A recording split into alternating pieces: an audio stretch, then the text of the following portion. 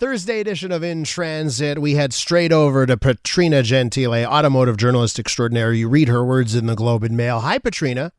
Good morning. Welcome back. Thank you so much. And one of the joys of this program is talking to you. I really do mean that, and I love talking about cars. So let's get to it.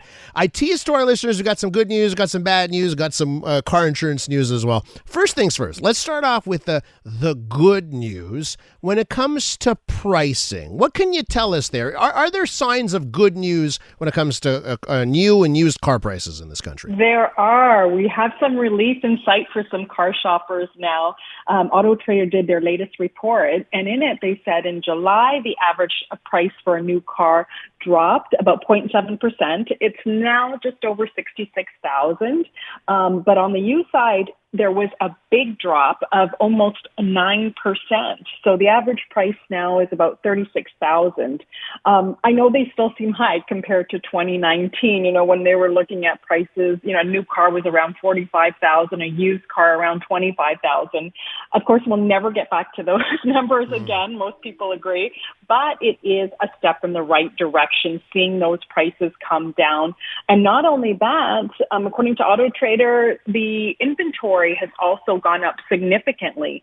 Again, we're not back to those 2019 levels, but compared to last year, there's a 70% increase in inventory. So we're sort of seeing things, you know, normalize in terms of new car inventory figures, which is good news for consumers. And this is all anecdotal stuff for me, but I have been noticing driving around, I feel like I'm seeing way more cars sitting on the lots when I drive by a car dealership.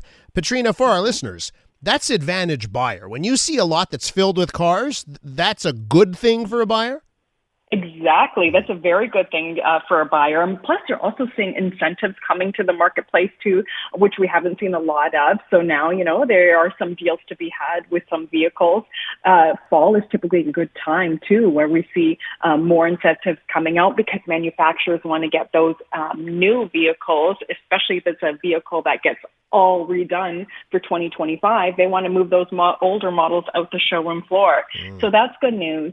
They did, however, say, though, the average monthly payment is still pretty high. It has also been going down gradually.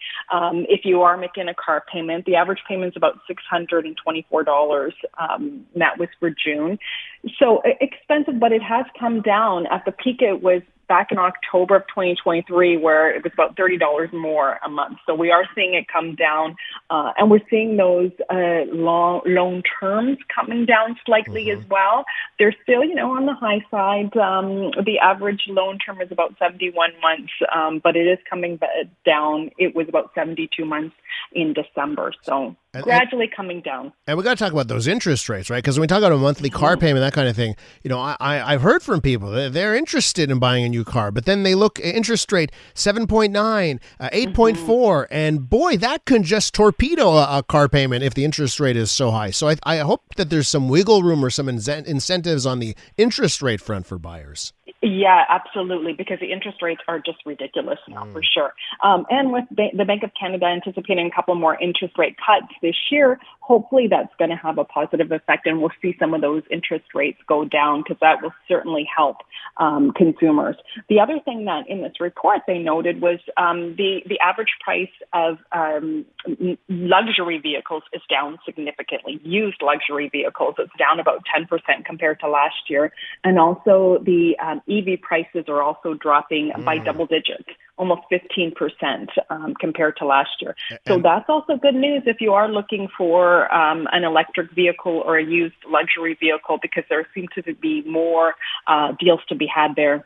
And the price of the materials that go into batteries on world markets has been dropping like a rock, which is going to lead to cheaper EVs long term. I mean, that's where we're going on that end. But I want to ask you, though, I want to ask you about maybe some bad news here, because I think a lot of people want a new car that is affordable. And one of those vehicles in this country, the Mitsubishi Mirage, correct me if I'm wrong, I think it was the lowest priced new vehicle you could get in Canada, is no more. Tell us the details here. Yeah, it's unfortunate. It's kind of heartbreaking to me because I love these small little cars. Yeah, it was around $17,000, and they're deciding, that it's going to be discontinued for 2025. So they'll still produce them this year. There'll probably be enough inventory for the up until the first quarter of 2025, but after that, it's gone. And that means there is no other vehicle under 20 grand in Canada. Wow. And you remember, we've talked about these small cars before. 5 or 6 years ago, you could get a lot of small, smart cars. You could get, there were the Nissan Micra. Yes. You could get the Honda Fit. That was like one of my favorites out there. There were so many affordable cars for consumers, and now there aren't. They are expensive. Even those small cars, you're looking at, starting price, 22,000 for even a Hyundai Elantra. So the prices are definitely going up, and those small car affordable vehicles are going down, unfortunately. And that is a tragedy. People looking for, a new car. That's a good chance of it being reliable when it's a new car. And when you mentioned Nissan Micra and Honda Fit, and I agree with you, what a great car that was. And now the Mitsubishi Mirage, they're all dead. That's not good on the affordability aspect of things. It is not. We are with Petrina Gentile, automotive journalist. You can read her words in the Globe and Mail. Petrina, let's talk about auto insurance, car insurance, because you've got a piece on this one, and boy, some interesting things are happening with auto insurance. Tell us why. Yeah, there's been a lot of severe weather across Canada, where we've seen massive flooding, hurricanes, Alberta, hail, really detrimental weather systems, and the insurance industry is paying out for them. About 15 years ago, they were paying out on average about $700 million annually for severe weather across the country. Now that's auto and home insurance as well. And now in 2023, the most recent stats, they're paying over $3 billion for severe weather damages.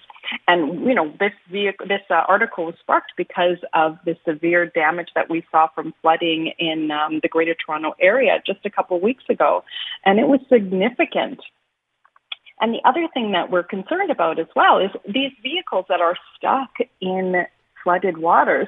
Some of them may end up on the market again unknowingly, and people might end up buying these flooded vehicles. So you have to be really careful, and it's important to kind of look for signs if a vehicle has flood damage on it, and you are shopping for a used vehicle. Make sure that you do things like get a Carfax report. So if you can see specifically if a car has had any claims or damage to it or accidents to it, look for smells in the cabin, musty smell. Sometimes you'll actually see a water line in the vehicle door, so look for that. Inspect the lights, inspect the difficult to clean places, gaps between the panels and the trunk and under the hood to see if there's mud and debris there, because you want to make sure you don't end up with one of these vehicles. There are, legislation to make sure these vehicles don't go back on the road. But sometimes, for example, if a person has an older vehicle and they don't have insurance on it because they don't want to have that comprehensive insurance, it's too expensive to get because the value of the car is less, that they might skip that altogether and it'll never be reported as a vehicle that has flood damage. So they could actually end up selling it again. And the question of consumers need to beware that if there is a deal out there that sounds too good to be true, it may very well be. And it's an important note here, especially in Quebec. We're sort of known sometimes as a place where you can get away, and salvage cars sometimes end up in Quebec because it's apparently easier to sell at times for various reasons. And we had the same thing, Petrina, and I saw the images from Toronto, but last month as well, our DeCarry Expressway turned into a temporary pool. And, for our listeners, you don't want to end up buying one of the vehicles that took a dip in the DeCarry pool without knowing that's what happened. Petrina, always a pleasure talking to you. Thanks so much. Thank you. You can read Petrina Gentile's words in the Globe and Mail.